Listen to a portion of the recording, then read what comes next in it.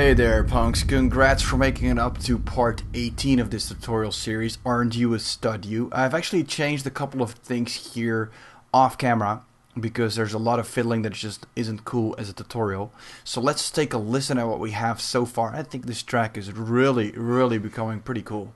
So here we go.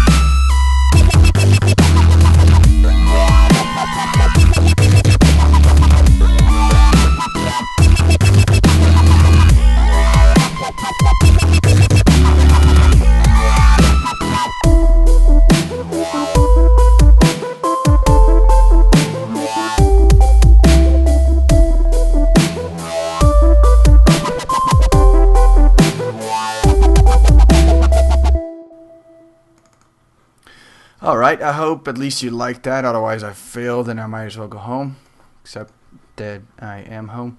So, what I've done is a couple of things. First off, let's start off with this this bell sound that we started making in the beginning. Sounded like this.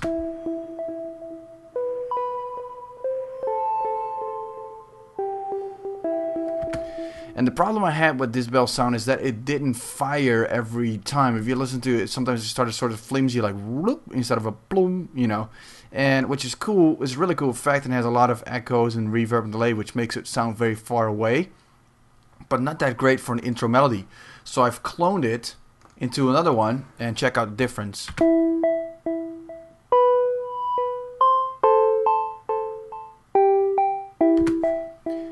So as you can hear, that one has a far stronger doom doom doom doom at the beginning, and I've basically done that by tweaking these values here, you know, adding more bubbles, taking the reverb down, and changing a bunch of things, you know, to make sure it doesn't sound that far away, and to take turn basically the whole delay off, turn the reverb off, changed a little bit of the EQ, and that, you know, makes it a stronger intro melody. So when you layer those two up, you have best of both worlds. Then also this intro sound that we had first, I've added a ping pong. It sounded like this before. And with the ping pong and tweaking that to a sort of a higher frequency here, just by turning this a little bit to the right, you get longer of a left-right delay. That's why they call it ping pong. It sounds like this.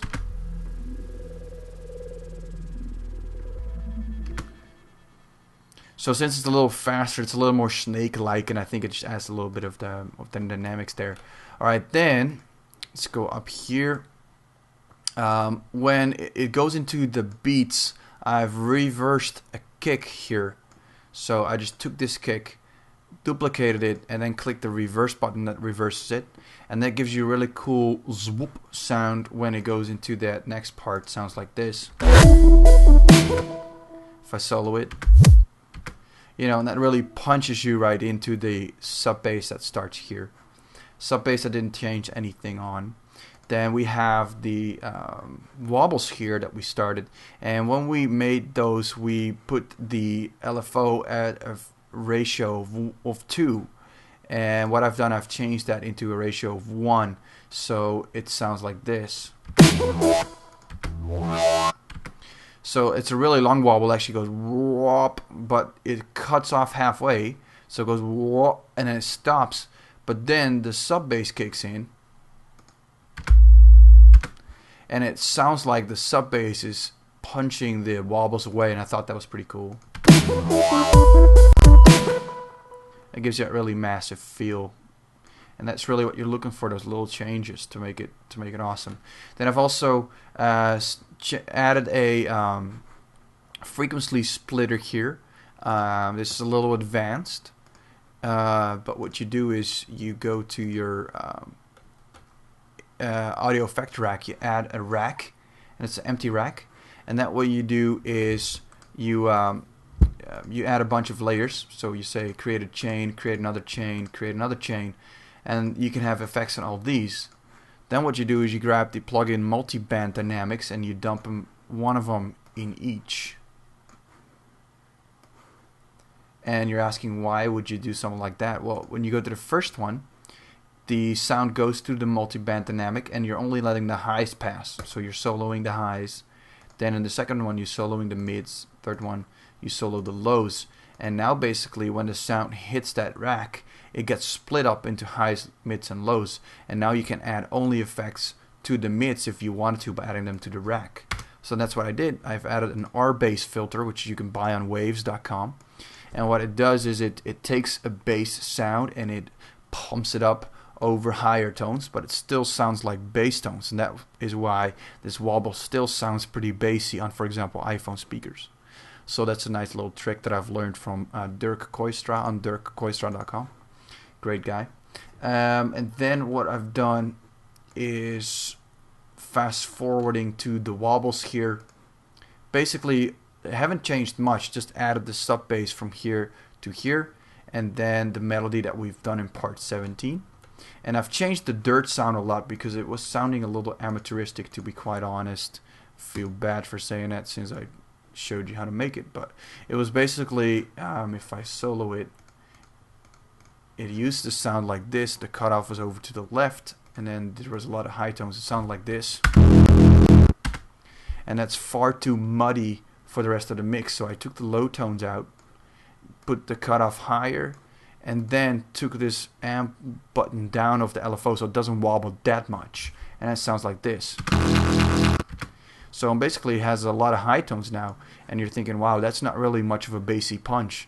But since I've added the sub bass at the same time, together they sound like.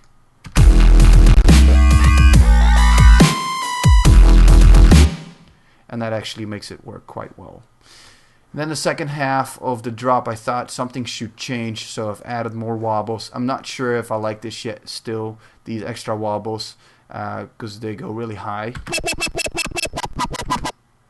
Like that. So I'm not sure if I'm going to keep those, but that's what I've done. And then after that, it goes right back into the normal melody. And that's basically, you know, brings you up to 1 minute and 30 seconds.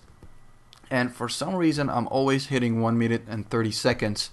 That is for me a sign that I have most of the elements there. I have an intro, I have sort of a verse, I have a build up, I have a chorus or drop, if you will. And, you know, the only thing you have to do is basically take these little pieces and start thinking about the flow of your song, and you know, finish your song up, and then go to the mastering parts of it.